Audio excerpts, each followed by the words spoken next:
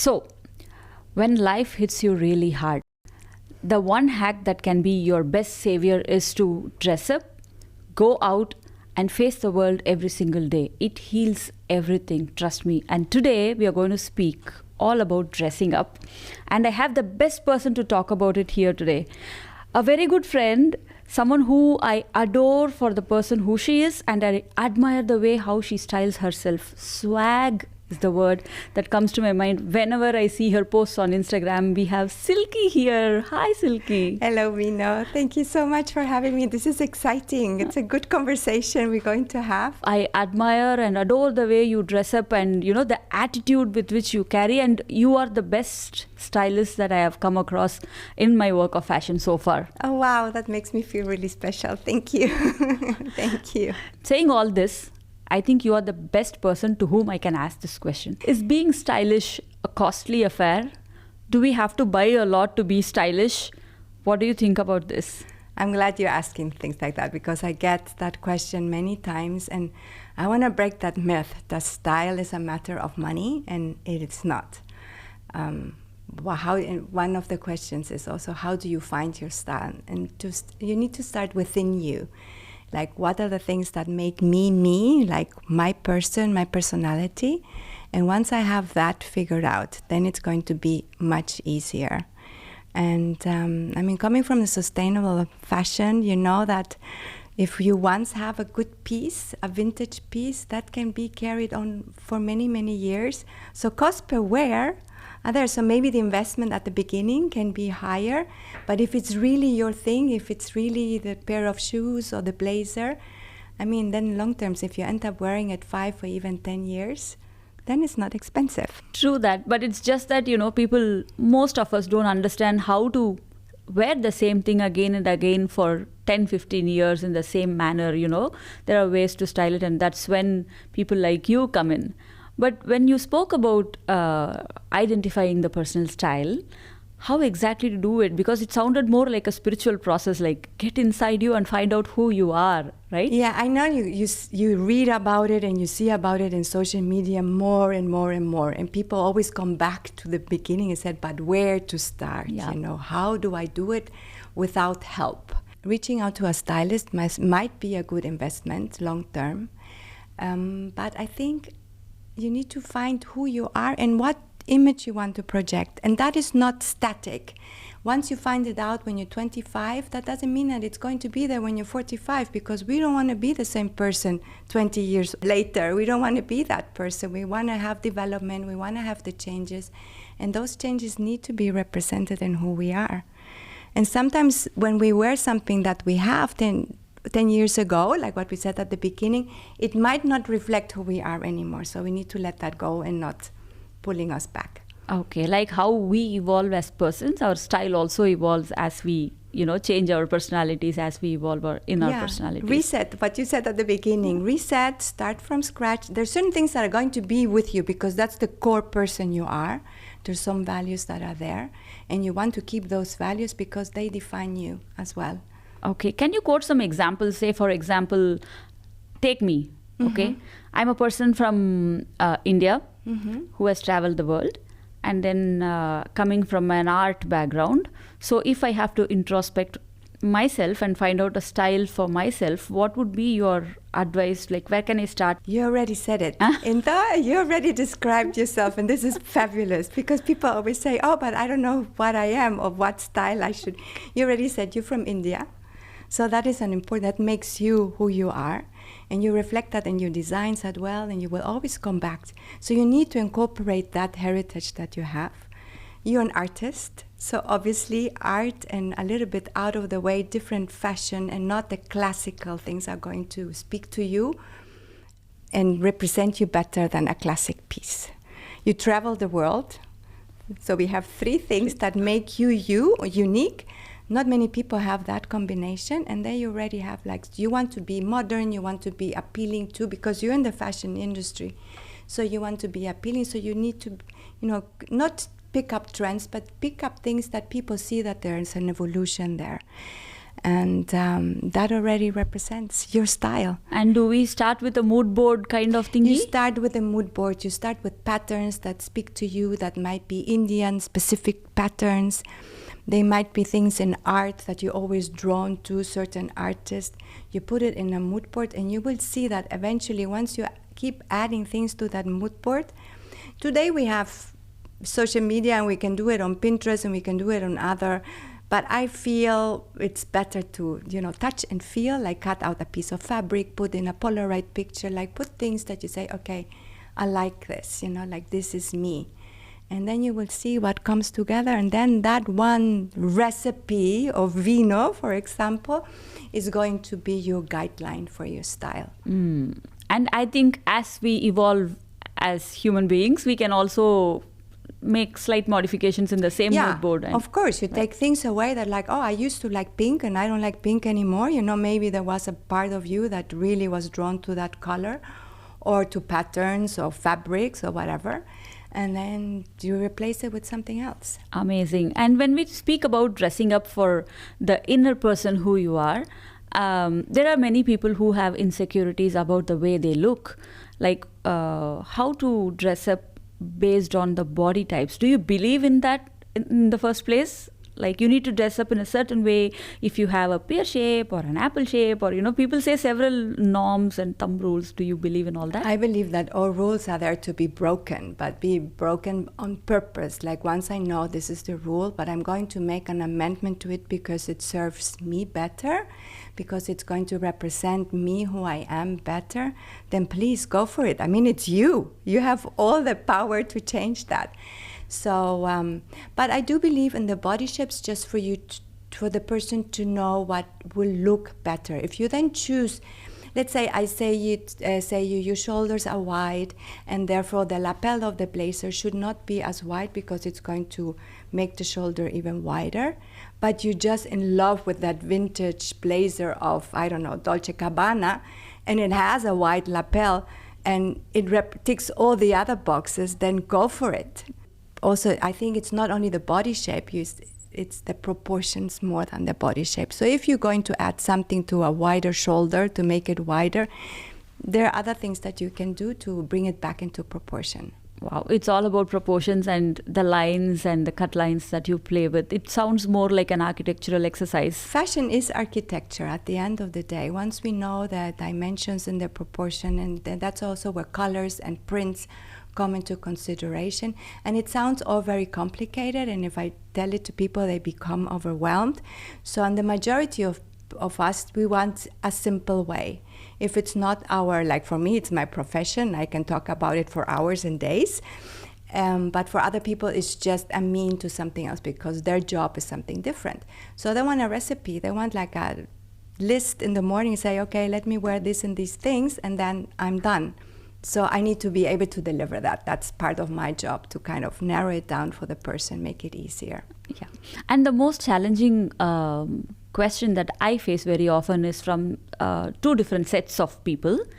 A, from the plus size category, and B, from the petite category, right? Like, are there any common tips for the people who are on the plus size? Let's talk about them first. I think it depends a lot of the personality of that person.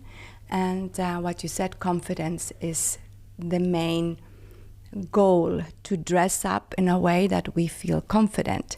And if I'm a plus size person and I feel confident in wearing things that are shaping my body, then that's the way to go, because it just gives me more power, gives me, I feel much more secure about myself. If I'm just dressing the body shape and not the person, then it's proportions, and that applies to petite people as well. But again, we come back to the beginning of the conversation. If you have a piece and it just doesn't work with your body shape, but you just love it and it gives you confidence in a different way, then it's a good choice, because that person is going to wear that red tight blazer, whatever, in a much more different way than somebody that feels a little bit more insecure. Then, and you can always you can play with the proportion, you can play with jewelry, accessories. the height of the heel, the width of the heel. You know, like shoes play such an important role because at the end of the day, that's where we stand on. We stand on our feet. So if we have shoes that also give us support, whatever that support might be, maybe support in our legs because we're old and we need more support, or just support in our way how we carry. And I see it with a lot of clients that are older, that because our body just changes, then they also carry things in a different way. Like when they wear some things, it all feels much rounder. It doesn't have the same sharpness, the body that it used to have 20 years before. Again, you can compensate. Shoulder pads, you know, lapels, the right type of shoes that give them a little bit more of a boost. For you, I think you first look at the person as a personality, and then the next step would be the features, like what has to be enhanced, what has to be a little bit concealed, and you know, and then what type of colors. Is that the process that you follow? The process is something like that. Interview you, in the first time I meet people, I can see also, depends also what type of profession they have. If they want like a mathematical recipe, then I concentrate on the body measurements because that's where we're going to find an equal base. And then I keep adding the salt and pepper that is going to, you know, make it more interested. If it's a different personality, then I don't need to measure. You know, then other things are important. So it's not a rule that applies to everyone. It's like after a certain time, when you meet the person, also what they do, you know, there's so many things that play a role. And some people also have a profession where they need to dress completely different than what they maybe are. So also the key there is to incorporate that personality into that. A uniform is very challenging. If you wear a uniform for work, what are you going to do? Oh, yeah. I never thought about this angle. Let's go on an Emirates flight, and you know, the flight attendants, they all look beautiful and the same, but sometimes I'm like, wow, some of these ladies need to wear a lot of makeup because that beige, it's a challenging color for somebody that has a cold undertone. Interesting. I never thought about this. The rule applies for both petite and plus size people. It's just that first be confident in what you wear, and then know your body, what to accentuate and what to conceal. Exactly, what to accentuate. I think also that's where you need that. That's where we can take our power of like what makes us feel beautiful and pretty every day. You know, like we all have those features, and sometimes life has just diluted those features a bit and made us not as confident as we might have been before. I think it's just in the human kind to just say, oh, now my hips got wider, my hair got gray, like so many things. But then at the end, you know, you also have an opportunity to maybe wear other things that you didn't wear before. And also accessories play an important part in styling, right? Like Yes. we spoke about wearing the same outfit for 10 years, 15 years, as long as it fits you, timeless pieces. But what makes it look fresh is a new addition of accessories. Yes, accessories. And don't underestimate also the combination of color. And you might know that as well, that the combination of colors, now we have interesting trends. We used to have this combination of colors back in the 90s. And in between it was like you would never wear brown with burgundy. Like that was not something. Now today it's considered as elegant. So it's an evolution that we have as humans, that we also, once we see something more often, then suddenly it becomes prettier. And then if I show that to my mom, she's 84, she's like, how are you combining burgundy with brown? Those colors don't go together. So when you talk about accessories, also think about color combination that make the combination fresher. Not necessarily trendy, but just fresher. So if you have an item, and some people might have a burgundy blazer and are like, yay, I still have it. Combine it with other things that you didn't have before. And then add accessories. Yeah. Amazing. I saw one of your Instagram posts that was talking about choosing accessories based on body types. That was quite a new learning to me. How do you do that? Again, coming back, proportions, architecture, like it all, you know, it all comes together. It's like a circle. So once you know the proportions, so let's say we take the same person that we had before. She has wider shoulders, and so she has a inverted triangle. So since she doesn't have wide hips in comparison to the shoulders, she can carry a bigger bag, hip length, because that bag is going to be on her hip and give her a balance. If it's a person that is vice versa, like a pear or what we call like a triangle, then that is not going to work because the hips are wide already. And then if I add this big slouchy bag that we see a lot right now, it's not going to do her much good. So it's better for that person to have a smaller bag carrying more closer to the shoulder in order to give her more volume in the upper part. Wow. And what about choosing shoes? Choosing shoes is, first of all, height. What can you walk in? Let's begin with that. I see too many young people walking in shoes that they cannot walk in, and that has many things that happen there. First of all, the wobbling. Confidence is not there. I can see that that person is not comfortable wearing those shoes. Second of all, it doesn't mean the higher the heel, the better the look.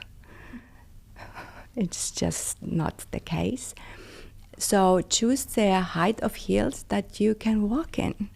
And then, if my, again, proportion. If my legs are slim, I can go for a slimmer heel.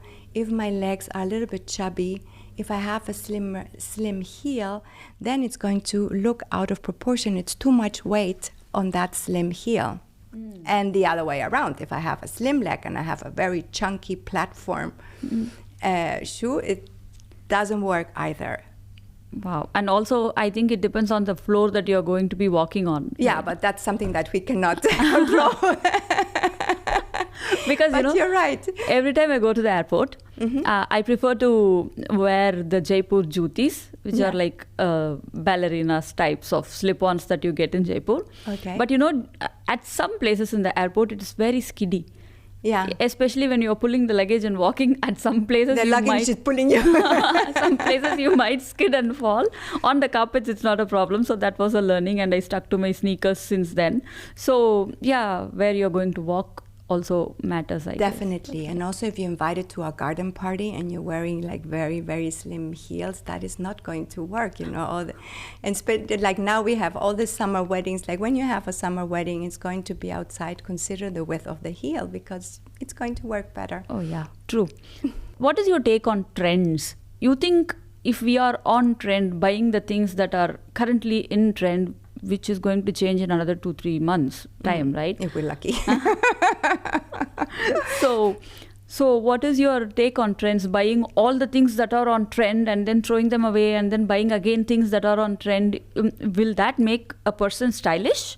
Now that's another myth. I think that injecting some trends, if they speak to you, if you love a certain color or if you love the shape of a bag because it just speaks to you and it just happens to be on trend right now, that's when I say go and buy it now, because maybe next year or maybe in 3 months it will not be there. And now you'll have people wearing it, and that can also be a little bit deceiving because you feel that you're modern because you see other people wearing it. And then because you see so many people wearing it, for example, I get bored. Like certain combinations, I'm like, okay, whatever, they just went through Pinterest and it's not their style. I can see that it's a copy-paste version. They might feel modern and on trend, but it's just one of many. And there's no diversity there. And all that we spoke about, right? Like, then who are you as a person, your personality, culture, heritage? Overshadowed by, I don't know, the brown and burgundy combination and a certain blazer and a certain shoe that you need to buy, blah, blah, blah. And then all look the same. Yeah. And where's the person? Gone. Then we have a uniform again, and what we want individuality. We want to be us. And then suddenly we're all wearing a uniform. So hiring a personal stylist, like it was a thing of celebrities and stars once upon a time. But now more and more people are hiring personal stylists. What is the role of a personal stylist for regular, normal, ordinary people like, who are non-celebrities? I believe it's a good investment, because then you can have this conversation. Whoever stylist you hire, you can have this conversation. Hopefully the stylist is not going to say, okay, you need to buy all these new things and put you in trend, because unfortunately there are people like that out there as well. So, but if you hire a stylist that knows her or his thing, then they're going to guide you and give you like a cookbook, but a cookbook that is tailored to your needs at that point in life, because we need to give that also as a given that we change, our lifestyle change. Now we have kids in school, we need to do certain things, and maybe in 10 years it's going to look different. So it's a cookbook for now, and with that you can always come back to certain recipes. They're like formulas, outfit formulas for you that are there. When you travel, it's going to be easier. When you have a meeting or when you go to work or parties or whatever. So you, for all these occasions, that stylist should be able to give you the outfits that you need. At the end of a session, that's what you get. You get a guide of things that you can wear. So if I am hiring a personal stylist, what would be the run order, where you start and then how many sittings you have, and then how does it evolve? So it depends. First of all, it depends what investment you're willing to make, money and time-wise. I believe that one of the most, and that's the package I sell the most, is a wardrobe edit, because I come from, I want to support the entire sustainability, and I say usually you have pieces in your wardrobe that you're not wearing because you may be just missing a belt, or maybe you're missing another pair of shoes, or certain accessories that is going to make that item more wearable. And during that conversation and bringing out things that the person bought at a certain time, we're already creating the style of that person, because she said, oh, I used to love this a lot. Used to love it. I went out with my sister and we bought it, and I don't wear it now because it doesn't feel, and it's there. It doesn't feel like me anymore. I don't need to style that piece. The solution was there. It's only there because it's a memory of a nice trip with a sister. So it's a memory, it's a feeling that you're hanging on. But that same feeling might also be the one that is kind of keeping you back of the evolution that you're supposed to be going through. Okay. So a wardrobe edit, I would consider one of the best things to do. And depending on your wardrobe, it might be 2 or even 5 hours. It really depends on what people have. And I've seen small and big wardrobes here in Dubai. I've seen a lot. Giant wardrobes? I've seen wardrobes that look like a shop, and I've seen wardrobes that look like a wardrobe I would take on a trip. So interesting. So they're all common, all sizes, but it serves that person. I, for myself, believe that a big wardrobe does not solve the problem, because I get distracted very easily, and I believe we as humans do already. So if you have too many choices, it gets complicated. And that's when the whole situation of opening the wardrobe and thinking I have nothing to wear. That's the overwhelming thing. Then you open like, oh my God, I used to have black pants, and then you suddenly see like you have 15 black pants, and then you forgot half of them, and then I don't know, I have a problem with that when people say, oh, but all of them serve a purpose. I don't know where you're going. So yeah, while we talk about having 15 black pants, how to shop fashion? How to shop fashion? I think fabric. First, fit and fabric. I don't know what's more important. I think it really depends. I think the fabric can be a little bit deceiving, and people underestimate the power of fabric, because fabric is going to show itself in the long term. The fit, it's there. But if the fabric is bad, then those jeans might be a size bigger 3 days later because they just stretch. And then the composition, as we know, all the chemicals that we put in our body, we put on our body. So I'm a big believer of natural fabrics. And if their linen has a wrinkle, then please, it just has a wrinkle. That's part of its beauty. But I know that a linen piece is going to be, for Dubai, is one of the best fabrics we can wear. Try to avoid polyester by all means. If you have a fabulous linen blazer and it's lined with polyester, then what you're putting on your skin is the polyester. So I think it comes both. Fit and fabric is the first things to look at. And read the label. Also read the label for your own information. I think we all deserve it to ourselves to know what we're doing with our body. I mean, we read the ingredients of food that we buy. We read the ingredients of vitamins that we take. read the ingredients of fashion that you put on your body, or the shoes that you put on your feet. Amazing. And when we speak about having limited wardrobe and then buying quality stuff, capsule wardrobe is something that we come across very often in the field of sustainable fashion. Can you please explain how to curate a capsule wardrobe and how to go about it?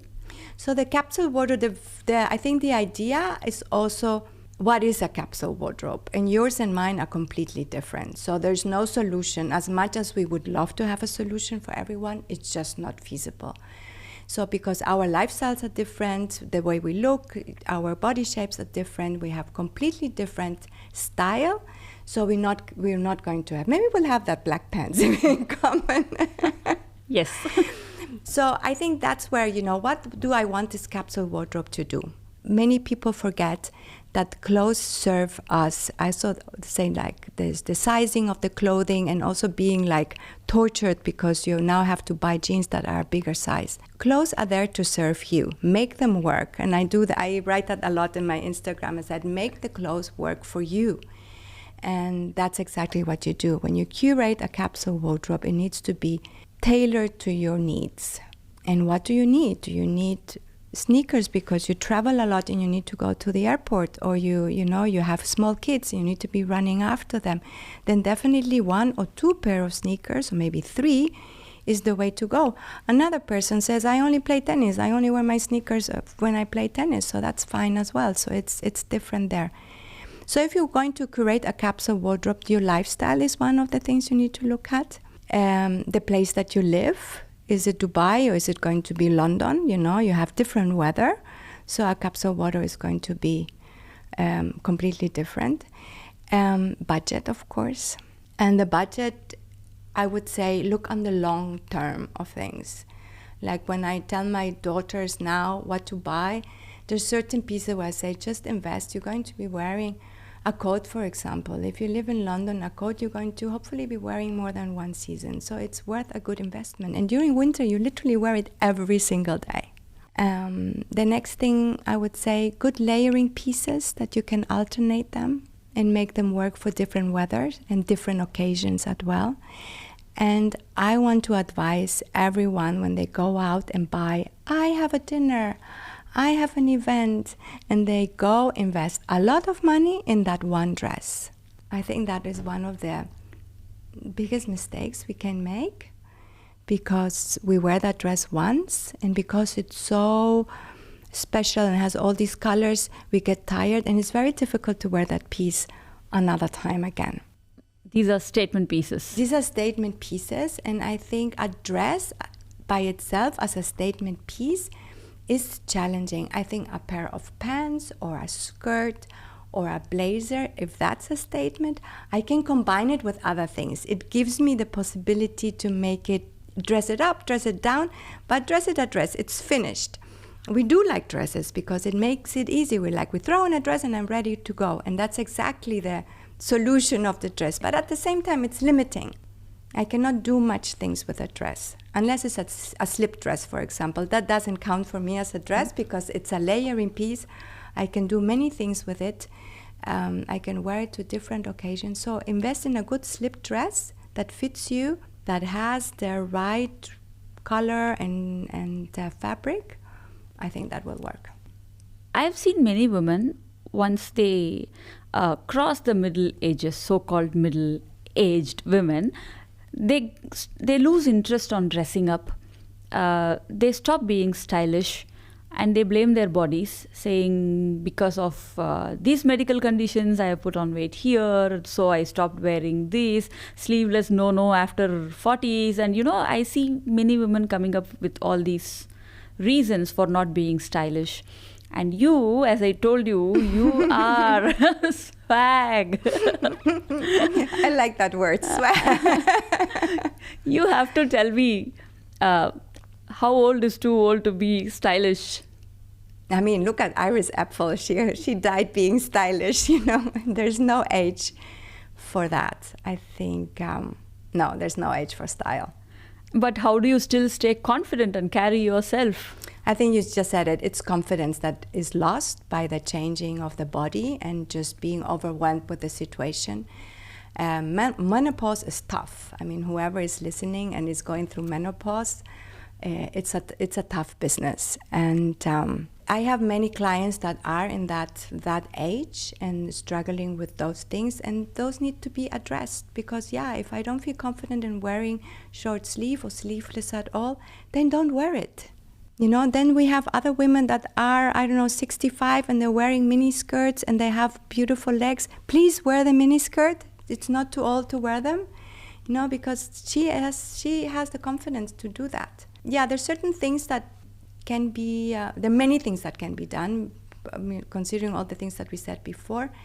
But structure, I believe, is one of the most important things that I also see with myself, because your body loses shape and is not as sharp anymore, to add structure with a belt, with different fabrics that are a little bit stiffer, that give the structure to the body, and it's going to just look better by itself, stronger. And I think that's one thing that we want to project as we grow older, to still have to say energy, and to have like a certain strength that is still there, because that's what we lose as we age. That's what we lose. We lose strength and we lose the energy.